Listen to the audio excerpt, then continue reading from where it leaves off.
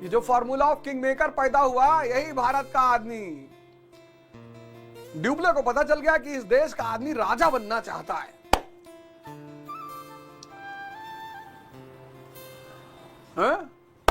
उसने कहा बस formula of king maker, interfere in the internal matters of India. इनके आंतरिक मामलों में दखलंदाजी करो और इनसे आर्थिक और राजनीतिक लाभ लो। तो चंदा साहिब को और मुजफ्फर जंग को बैठाया गद्दियों पे, हैदराबाद और कर्नाटक, और जम के इन लोगों ने पैसा दिया रहा है। बोले बस हो गई व्यवस्था, बस हो गई। बोले इन्हीं से पैसा लो। तो जितने लोग राजा बनना चाहते हैं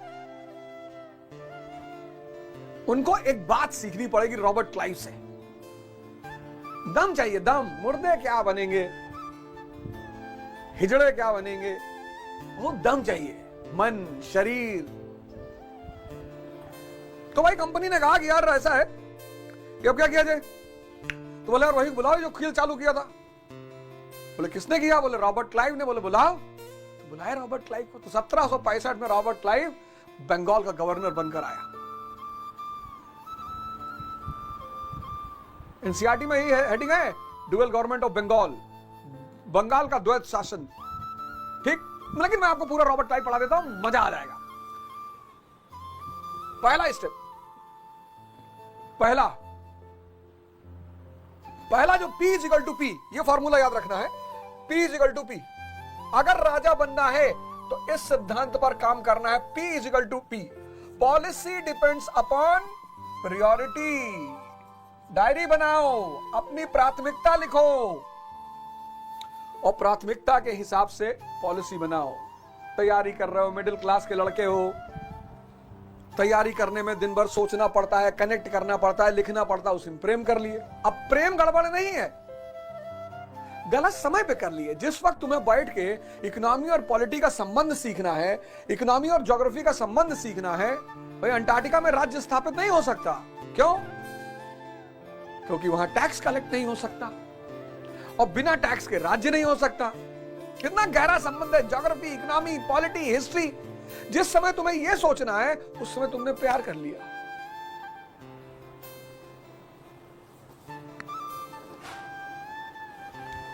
और छोड़ दी तो गाना गा रहे हो, चांदी की दीवार ने तोड़ी, प्यार भरा दिल तोड़ दिया, एक धनवान की बेटी ने निर्धन का दामन छोड़ दिया। भिखमंगे होकर प्यार कर रहे हो। इतनी हिम्मत है तुम्हारी तो पहले राजा बन जाओ तो सब कुछ मिलेगा। और ये पॉलिसी ये लगाओ, पॉलिसी डिपेंड्स अपॉन प्रायोरिटी। अब रॉबर्ट क्लाइव की प्रायोरिटी क्या है? ब्रिटिश राज्य की नींव रखना। अब देखो कितने शानदार तरीके से इसने रखा। फिर आता हूं तुम लोग के बाद, बड़ा ध्यान से पढ़ना, ताली देते रहो आराम से। पर बॉस कोई पढ़ा, कोई भी राजा अपनी प्राथमिकता को ध्यान में रखकर नीति बना रहा है तो सफल होगा वो। और अगर राजा प्राथमिकता को निगलेक्ट कर रहा है तो असफल हो जाएगा। अब इसने पहला काम किया जो रॉबर्ट क्लाइव ने, गौर करना, ट्रीटी ऑफ इलाहाबाद, इलाहाबाद की संधि। Treaty of Allahabad 1765। एक तीर से 3 निशाना, एक तीर, triple shots bye a single arrow. एक तीर से 3 निशाना। कौन कौन? क्वेश्चन मार्क लगाओ। कौन 3 निशाना? पहला निशाना मुगल बादशाह शाह आलम, दूसरा निशाना शुजाउद्दौला, तीसरा निशाना बंगाल। मीर कासिम को तो भाग गया। वो उसको अगर पकड़ लेते मीर कासिम को तो रतिशंकर शुक्ला की तरह इससे काका काका बुलवाते और फिर बहुत मारते इसको, तो भाग गया। तो एक तीर से 3 शिकार। कैसे? पहले पकड़ा शाह आलम को, मुगल बादशाह शाह आलम, इसको पकड़ा, ट्रीटी ऑफ इलाहाबाद इससे की। क्या आलम? अरे बोले मान लिया, वजीर बहुत परेशान किए हुए, अंधा कर दिया था, हम आप लोगों से लड़ना नहीं चाह रहे थे, ये सूजवा भड़का दिया हमको। अरे बोले ऐसे सूजा तुमको भड़काया? बोले साहब आप लोग तो भगवान का अवतार लग रहे हैं गोरे गोरे से। अरे बोले तुम तो बहुत समझदार आदमी हो, तो ऐसा करो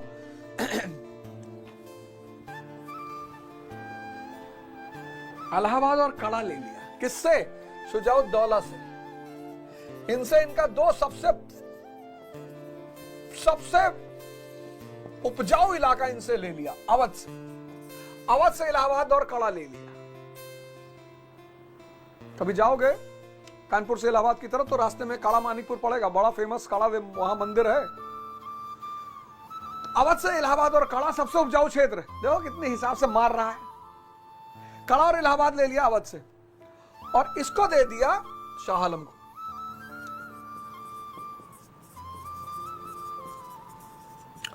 और शाह आलम को अपना पेंशनर बना लिया।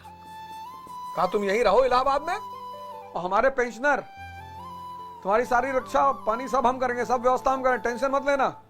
ये क्लाइव भाई, ये वॉटसन भाई, ये सब भाई लोग बैठे हुए हैं, टेंशन बिल्कुल मत लेना, हमारे साथ रहो, घबराना मत। अरे बोले बीपी है? अरे बोले बीपी भी ठीक हो जाएगा।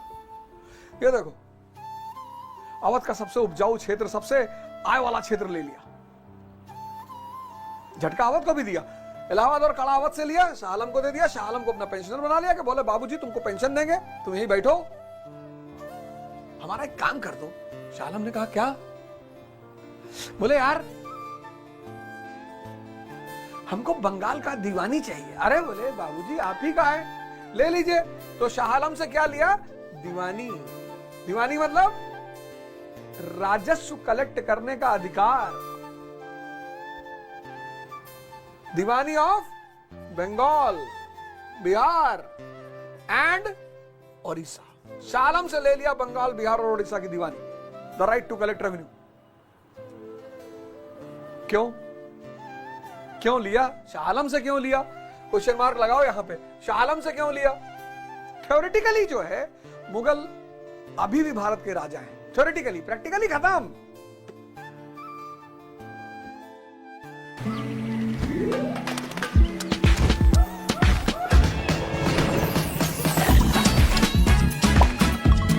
तो जब मुगल बादशाह से दीवानी ली, इसका मतलब यह है कि अब कोई दूसरा भारतीय राजा उस पर दावा नहीं कर सकता या उसका विरोध नहीं कर सकता। भाई आपके पिताजी घर के मुखिया हैं और उन्होंने मुझे मर्सिडीज की चाबी दे दी, तो घर का कोई आदमी उसका विरोध कैसे कर सकता है?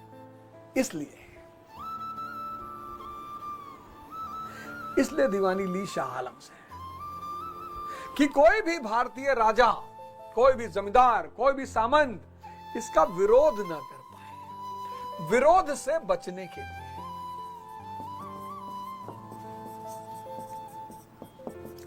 विरोध से बचने के लिए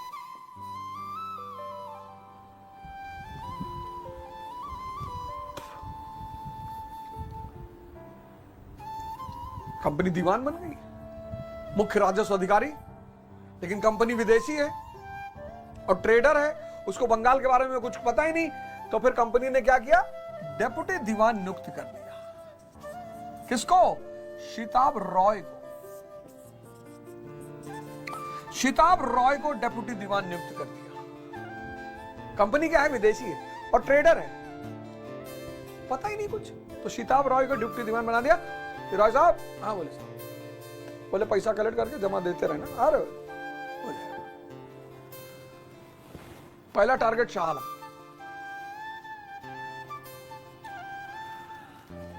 अपनी उपलब्धि को लीगल एक्सेप्टेंस, वैधानिक मानता कि हमने कोई छीना नहीं किसी से, सब कागज पे काम हुआ है, बैनामा है, ये देख लो। किसने दिया? बोले मुगल बादशाह ने दिया है। बोले मुगल बादशाह अगर दे रहा है तो ब्रिटेन भी विरोध नहीं कर सकता। ब्रिटिश पार्लियामेंट कहेगा तुम कैसे बंगाल का रेवेन्यू कलेक्ट कर रहे हो? तो कागज दिखा देंगे, साहब ये शाह आलम हुआ दिया है साहब। अब जब घर के मुखिया ने ही दे दिया तो कोई विरोध कैसे कर सकता है? मराठा कहते कि तुम तो यार ट्रेडिंग कंपनी हो, तुम कैसे वहां से पैसा कलेक्ट कर रहे हो? बोले शाह आलम हुआ दिया यार। कंपनी के दुश्मन बैठे हुए ब्रिटिश पार्लियामेंट में, वो तुरंत चिल्लाने लगेंगे कि अरे तुम ट्रेडिंग कंपनी हो क्या, बंगाल का राजस्व इकट्ठा कर रहे हो? अरे बोले शाह आलम हुआ दिया यार। इसको कहते हैं लीगल एक्सेप्टेंस। न देश के अंदर न देश के बाहर इस उपलब्धि का कोई विरोध नहीं कर सकता। क्या बात है।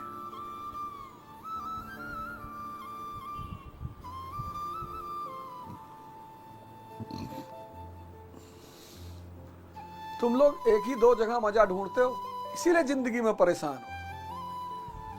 बस तुम्हारी खोज ज्यादा मजा की नहीं है, एक ही दो जगह मजा ढूंढते हो। नशा कर लो, स्त्री मिल जाए, पुरुष मिल जाए, अरे पढ़ाई को भी मजा बना लो चाचा।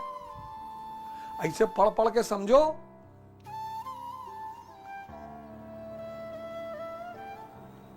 दूसरा निशाना किसको बनाया?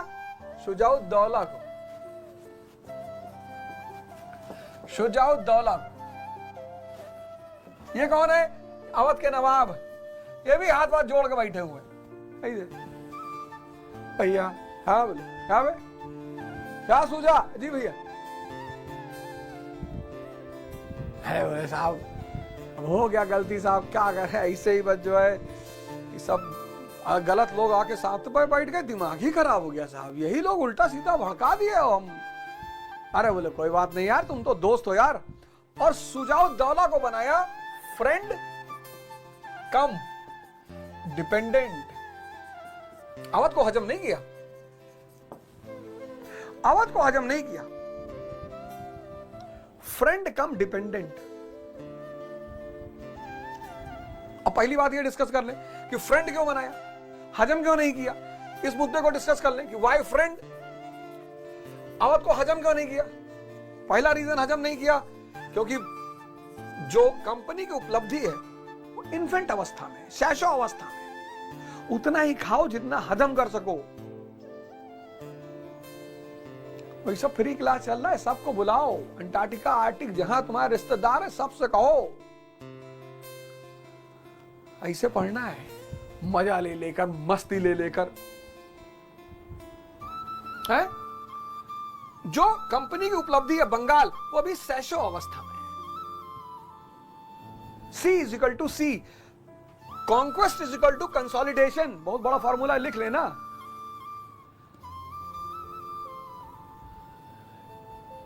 Conquest is equal to consolidation. Conquer करो, फिर मजबूत करो, फिर आगे बढ़ो। मराठा यही नहीं कर पाए। मराठा कॉन्कर करते चले गए, कंसोलिडेट कभी किया ही नहीं। तुम लोग किताब पढ़ते चले जाते हो, सोचते हो ही नहीं कभी।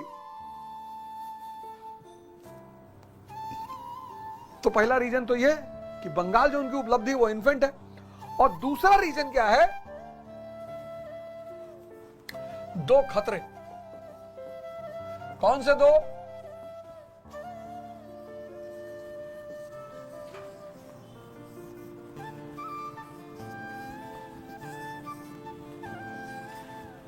एक खतरा अफगानी और दूसरा खतरा मराठा।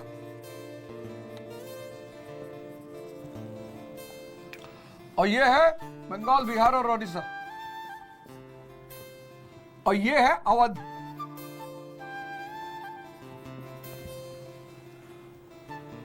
अब अगर अफगानी और मराठा बंगाल की तरफ बढ़ेंगे तो अवध क्या करेगा? बफर का काम करेगा। देखो दिमाग।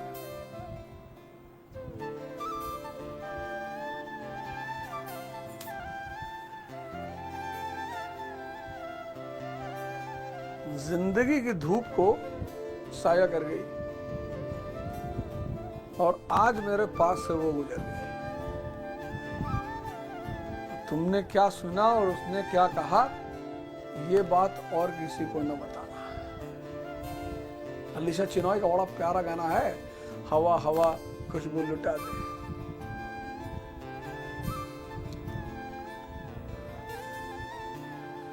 जिस काम को भी मस्ती से करोगे, श्री कृष्ण को अपना मॉडल बना लो। युद्ध भी मस्ती में करना है, प्रेम भी मस्ती में करना है, पढ़ाई भी मस्ती में करना है, पूजा भी मस्ती में करना है, और सबसे प्रमुख काम क्या करना है? माँ बाप का पैर छूना मैंडेटरी है, वरना मेरी क्लास में मत आया करो। माँ बाप का पैर छूना है, मैंडेटरी है, मैंडेटरी। वरना मेरी क्लास में बैठा ही मत करो, कहीं मिल जाओगे बहुत फैट मारेंगे, जान लेना। यही फीस है तुम्हारी। ये देखो दिमाग कि ये इन्फेंट है, अभी उनकी उपलब्धि जो इन्फेंट है, शैशवावस्था में है। शैशवावस्था का लड़का कैसे किसी से लड़ सकता है? और अफगानी और मराठा लगातार रेड मार रहे हैं। तो अगर अफगानी और मराठा बंगाल की तरफ बढ़ेंगे तो अवध क्या करेगा? बफर का काम करेगा, बफर का। ठीक, तो इसलिए फ्रेंड बना लिया। डिपेंडेंट फ्रेंड बनाया, लेकिन इंडिपेंडेंट फ्रेंड नहीं, डिपेंडेंट। कि बेटा बदतमीजी न कर पाओ। सहायक संधि इंप्लीमेंट कर दी, सब्सिडियरी अलायंस। सहायक संधि को ऑफिशियल रूप से भारत में किसने लागू किया? वेलेस्ली ने। आगे चर्चा करूंगा। अगर क्वेश्चन आ जाए प्रीलिम्स में कि सहायक संधि को इवॉल्व किसने